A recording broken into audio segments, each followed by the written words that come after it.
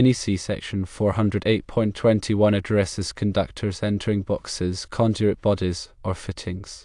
The question arises whether this applies to oblong lugs and square D 225 amp panels, specifically regarding the practice of terminating two wires under a single lug. Square D's stance is that the oblong lug is considered an integral part of the panel board, not a separate box, conduit body, or fitting.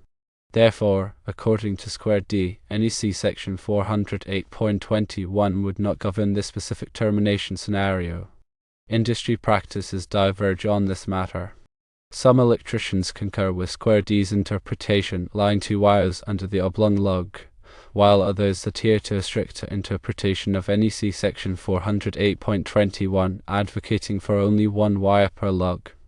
For clarity, the relevant portion of NEC section 408.21 states that conductors entering boxes, conduit bodies, or fittings shall be protected from abrasion and shall comply with 314.17.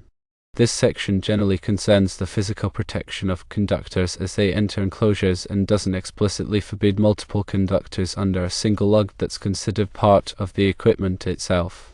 The debate centers on whether the lug is viewed as a termination point within the paddleboard's internal wiring system or as a separate fitting to which NEC section 408.21 applies. To mitigate potential code violations and enhance electrical safety, a conservative approach is generally recommended. This involves terminating only one wire under each oblong lug. This approach ensures strict adherence to the more cautious interpretation of NEC section 408.21 and minimizes the possibility of misinterpretation or future code changes impacting the installation. Several critical considerations arise when dealing with multiple conductors under a single lug. Firstly, local jurisdictions might have specific interpretations or amendments to the NEC that address this issue directly. Consulting local electrical inspectors or authorities having jurisdiction is crucial to ensure compliance with regional requirements.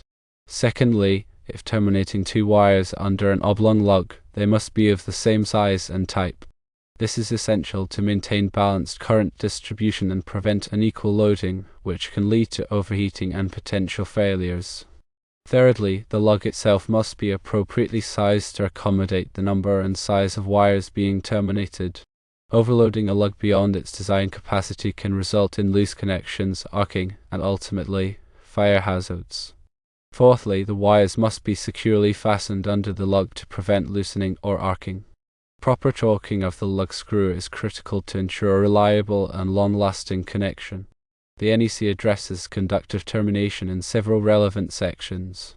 NEC section 110.3 B mandates that equipment be installed and used in accordance with the manufacturer's instructions. This reinforces the importance of adhering to Square D's guidelines regarding their panel board lugs. NEC section 310.16 provides ampacity ratings for various conductor sizes and insulation types. When terminating multiple conductors, it's essential to ensure that the combined ampacity of the conductors does not exceed the lug's rating or the panel board's overall rating. NEC section 408 covers switchboards and panel boards, providing general requirements for their installation and wiring. While NEC section 408.21 is the focal point of this discussion, other sections within NEC section 408 address issues such as conductor identification, overcurrent protection, and grounding, all of which are relevant to safe panel board wiring. Further elaborating on industry practices, it is observed that some electricians utilize listed and labeled splice connectors to create a pigtail connection. This involves joining the two tap conductors to a single conductor using a connector specifically designed for this purpose. The single conductor is then terminated under the lug. This method provides a secure and code-compliant alternative to directly terminating two conductors under the lug. Splice connectors must be appropriately sized for the conductors being joined and listed for the intended application.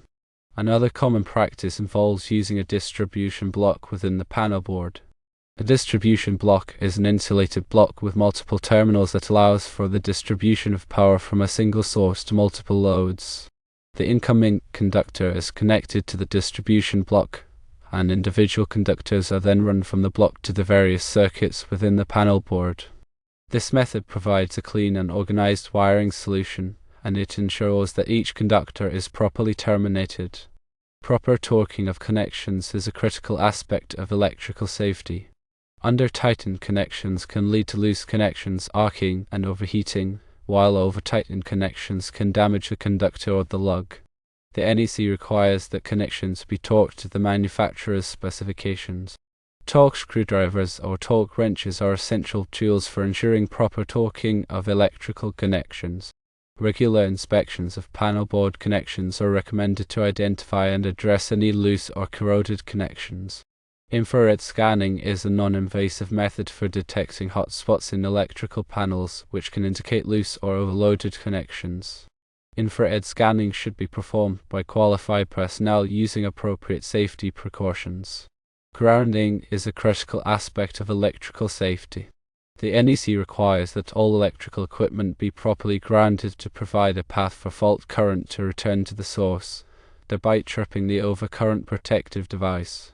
Grounding conductors must be properly sized and connected to the grounding electrode system.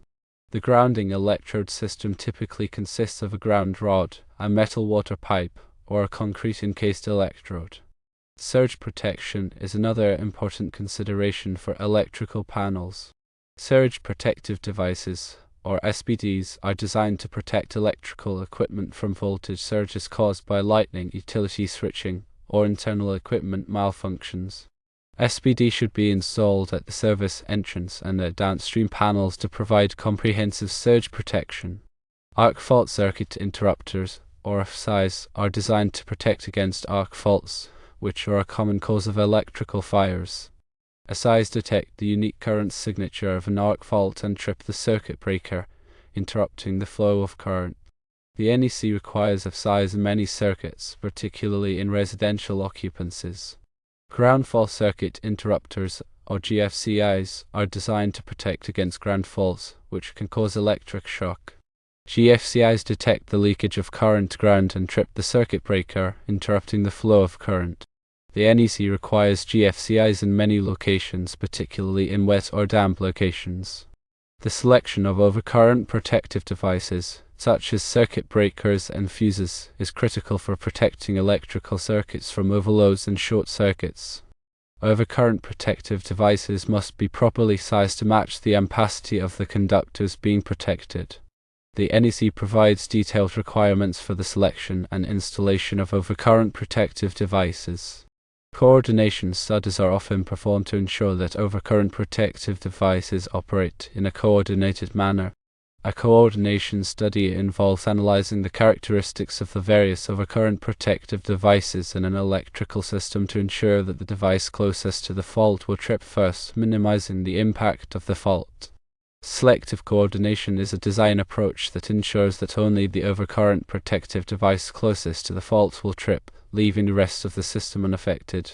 Selective coordination is often required in critical applications such as hospitals and data centers. The National Electrical Manufacturers Association, or NEMA, provides standards for electrical equipment, including panel boards, circuit breakers, and fuses. NEMA standards help to ensure the safety and reliability of electrical equipment. The Underwriters Laboratories, or UL, is an independent testing laboratory that tests and certifies electrical equipment. UL listing indicates that the equipment has been tested and found to meet applicable safety standards. Electrical inspections are an important part of the electrical safety process. Electrical inspections are performed by qualified electrical inspectors to ensure that electrical installations comply with the NEC and local codes. Electrical inspectors typically review the plans for an electrical installation and then perform a physical inspection of the installation to verify compliance. Continuing education is essential for electricians to stay up to date on the latest code requirements and industry best practices. The NEC is updated every 3 years, and electricians must stay informed of the changes to the code. Many organizations offer continuing education courses for electricians. Safety training is also essential for electricians. Electricians must be trained in the proper use of tools and equipment, as well as the hazards of working with electricity. Safety training should include topics such as lockout tagout, personal protective equipment, and arc flash safety. Lockout tagout procedures are used to prevent accidental energization of electrical equipment during maintenance or repair. Lockout tagout involves disconnecting the equipment from its power source and then attaching a lock and tag to the disconnect switch. Personal protective equipment, or PPE, is used to protect electricians from electrical hazards. PPE can include items such as insulated gloves, safety glasses, and arc flash suits. Arc flash is a dangerous phenomenon that can occur when electrical equipment is energized. Arc flash can cause severe burns, blindness, and even death. Arc flash safety training is essential for electricians who work on energized electrical equipment.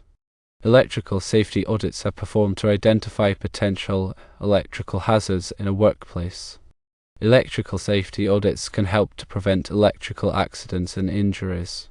Emergency response plans should be in place to address electrical emergencies, such as electrical fires and electrocutions. Emergency response plans should include procedures for shutting off power, providing first aid, and contacting emergency services. The proper maintenance of electrical equipment is essential for ensuring its safe and reliable operation. Electrical equipment should be inspected regularly and maintained in accordance with the manufacturer's recommendations. Electrical preventive maintenance programs can help to identify and address potential problems before they lead to equipment failure. Power quality is an important consideration for electrical systems. Power quality problems such as voltage sags, voltage swells, and harmonics can damage electrical equipment and disrupt operations. Power quality monitoring can help to identify and address power quality problems. Energy efficiency is another important consideration for electrical systems. Energy-efficient electrical equipment can save money and reduce environmental impact. Energy audits can help to identify opportunities to improve energy efficiency. Renewable energy sources, such as solar and wind, are becoming increasingly popular. Renewable energy sources can reduce reliance on fossil fuels and lower energy costs. Smart grids are being developed to improve the efficiency and reliability of electrical grids. Smart grids use advanced technologies to monitor and control the flow of electricity. Electric vehicles are becoming increasingly popular. Electric vehicles can reduce emissions and lower transportation costs. The electrical industry is constantly evolving, with new technologies and innovations being developed all the time.